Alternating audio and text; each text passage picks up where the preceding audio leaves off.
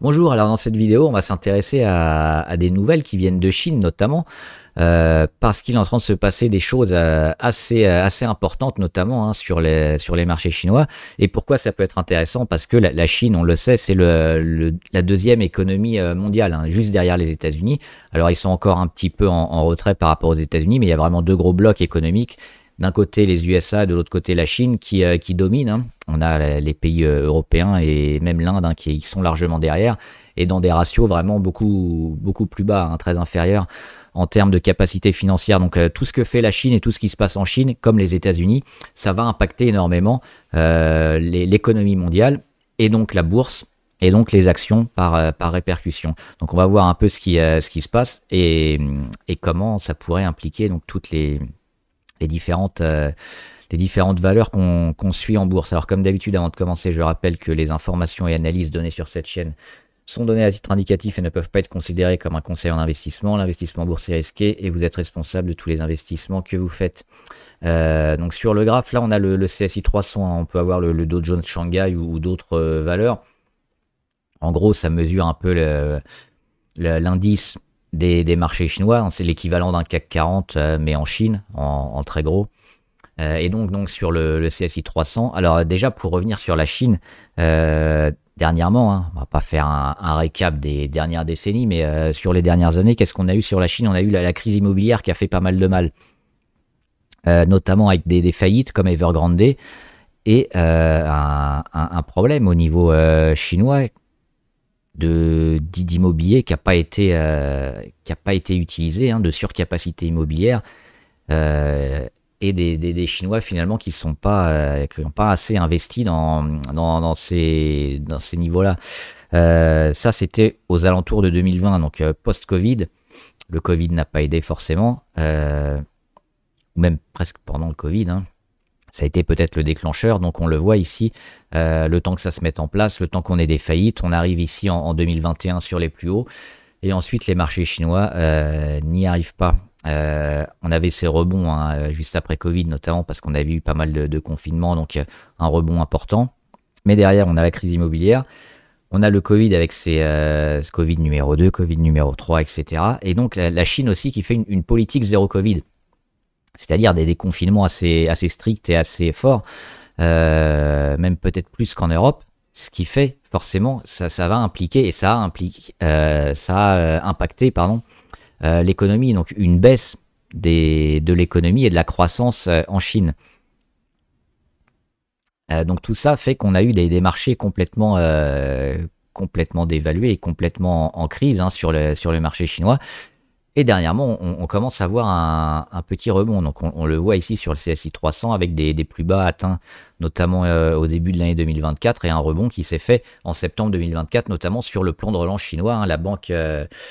Les banques chinoises, les banques centrales chinoises et régionales ont confirmé injecter de l'argent un peu dans l'économie pour stimuler la croissance. Donc on a eu une première réaction sur les marchés. Et on pourrait peut-être en avoir une deuxième prochainement. Pourquoi? Parce que, alors, on a également la guerre commerciale avec Trump. Et ça c'est pas anodin. Et c'est peut-être, hein, ce qui a fait basculer la Chine dans sa stratégie. C'est que Donald Trump est arrivé au pouvoir et commence par mettre des droits de douane assez importants, donc pour le protectionnisme américain, ce qui va impacter forcément les exportations des autres pays. Et quand on connaît la Chine, sa capacité à exporter notamment, tout ce qui est made in China, forcément, c'est leur capacité à produire et ensuite à vendre à l'étranger. Le problème, c'est qu'aujourd'hui, en Chine, on a aussi un problème de consommation et de croissance interne. Donc, qu'est-ce qui s'est passé dernièrement, hein, sur la Chine? On va voir avec ce graphe qui me paraît plutôt assez marquant. En gros, c'est la planche à billets. On a fait tourner la planche à billets. La Chine a décidé d'augmenter l'argent et d'injecter de l'argent dans le système économique. Donc, on en avait déjà parlé, hein, dans une autre vidéo notamment. On n'a pas besoin de créer des richesses avant de créer de l'argent. On peut créer de l'argent directement en créant de la dette et donc mettre de l'argent dans le système, même si on n'a rien fait. Par exemple, une entreprise qui vient demander un prêt, on va lui accorder, on va lui donner de l'argent, et c'est de l'argent magique en quelque sorte. Bah, forcément, ça a un impact, parce que ça va dévaluer la monnaie, parce que plus il y a de monnaie en circulation, bah, plus la monnaie qu'on a, elle va baisser. Ça, c'est une chose, et ça peut aussi provoquer de l'inflation. Donc, ce qu'on voit ici sur le graphe, c'est cette planche à billets qui a explosé, là, notamment au mois de janvier, parce que la Chine est en train de multiplier ses investissements pour relancer un peu sa croissance. Donc, ce qu'elle va faire, c'est qu'elle va dévaluer un peu sa monnaie, comme ce que faisait un peu le Japon ces dernières années. Le but, c'est quoi? Alors, ça a à la fois des avantages et des inconvénients. Les avantages, c'est quoi? C'est notamment pour les exportations. Parce que si vous dévaluez votre monnaie, vos produits que vous produisez et vos services également seront moins chers pour les autres, parce qu'ils vont avoir une monnaie plus forte, et donc ils vont pouvoir en acheter plus, ou en acheter pour le même prix, mais à moindre frais. Donc, la capacité des Chinois à exporter, donc toutes les entreprises qui sont en Chine et qui exportent régulièrement, devraient pouvoir augmenter leurs chiffres, que ce soit en volume, mais aussi en argent et en monnaie locale, en yuan, au niveau des exportations. Donc ça, c'est plutôt intéressant. Ça permet aussi d'améliorer la balance commerciale, parce que le but, c'est quand même de vendre plus que vous achetez, parce que si vous achetez plus à l'extérieur que vous ne vendez, forcément vous êtes en déficit. Donc ça, c'est une bonne chose aussi. Ça permet aussi de favoriser la croissance économique, donc de relancer un peu la croissance en Chine, en créant des emplois et en ayant également une production nationale favorisée. Et enfin, ça permet aussi de réduire la dette, notamment si la dette est en monnaie locale, donc en yuan. Une dévaluation de la monnaie, donc par une impression massive de nouvelles monnaies, ça a également des inconvénients. Le problème, c'est quoi? Bah, si vous favorisez les exportations, au niveau des importations, ça va être plus compliqué, parce que ça va être plus cher. Donc ça, c'est forcément un petit inconvénient qui est à prendre en compte dans l'équilibre. Mais alors là, il y a un petit avantage quand même, c'est que ça permet aussi de privilégier les produits locaux, parce que les produits locaux vont être plus compétitifs que les produits que vous importez. Donc, les Chinois, les consommateurs chinois vont également avoir une préférence nationale, parce qu'ils vont acheter plus de local, donc soutenir un peu la croissance au sein de leur pays, de leur production nationale. Ça, c'est important. Le risque, c'est quoi? Bah, c'est forcément aussi l'inflation, donc avec une hausse des prix. Alors, on va regarder un peu ce que ça donne au niveau de l'inflation sur les Chinois. C'est pas celui-là, c'est ici, CPI, indice des prix à la consommation, notamment sur les consommateurs en Chine. Là, on est en annuel. Donc on le sait, nous en France et aux États-Unis notamment, alors les États-Unis sont encore autour de plus de 3% d'inflation annuelle, c'est-à-dire que par rapport à une date un an en arrière, donc là on est au mois de février, donc en février 2024, on a une hausse des prix d'environ 3% due à l'inflation. Ça, c'est aux États-Unis. En France, on est autour de 2, un petit peu en dessous. En Allemagne, on est un peu au-dessus des 2, donc on voit qu'on a quand même baissé, mais il y a toujours beaucoup d'inflation résiduelle. Et en Chine, le Japon aussi est pas trop marqué, mais en Chine, on a assez peu d'inflation, notamment dernièrement, sur toute l'année 2024. On n'a même pas 1% d'inflation, on le voit ici. Alors, on a eu des pics d'inflation post-Covid, comme tout le monde, avec des taux qui sont montés, je crois que c'était à plus de 10 ou plus de 15, je crois, sur les pointes qu'on a eues aux États-Unis et en France. On le voit en Chine, c'est monté assez peu. Finalement, on est monté à 5 et 5 et quelques en 2020. Le deuxième pic en 2022-2023, on n'était même pas sur les 3%. Donc on voit qu'il y a quand même une certaine marge intéressante, d'où l'intérêt de dévaluer la monnaie aussi, parce que finalement le risque d'inflation sur la Chine est relativement modéré. On n'a pas de grosse inflation encore, parce qu'on n'a pas assez de croissance sur la Chine. Un des avantages aussi et des inconvénients pour la Chine, c'est forcément la baisse du pouvoir d'achat, parce que les Chinois, si les exportations des autres pays étrangers, donc les importations pour les Chinois arrivent et sont plus chères parce que leur monnaie est dévaluée, ils vont devoir dépenser plus d'argent pour acheter un produit américain ou un produit européen. Donc ça aussi, c'est peut-être un inconvénient. Qu'est-ce qu'on va regarder maintenant? Bah, c'est notamment l'épargne chinoise. Alors, on n'a pas les stats sur la dernière année, hein, mais notamment, on le voit. Alors, c'est un peu la capacité d'épargne, ce graphe. En Chine, donc les consommateurs chinois, quel est le pourcentage un peu de, une fois qu'ils ont payé les impôts, de ce qui leur reste sur leurs revenus. Et on voit que la capacité d'épargne des Chinois, elle est relativement importante. Parce qu'il y a aussi une crise de confiance en Chine.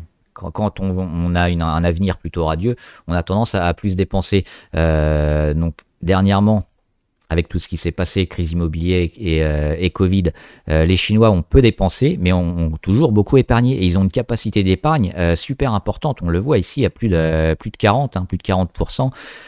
C'est assez impressionnant. Alors, à titre de comparaison, on a... alors, la France, avant Covid, elle était autour de 14. J'ai pas les stats dernièrement, mais on est toujours entre les 17, 14, 12%.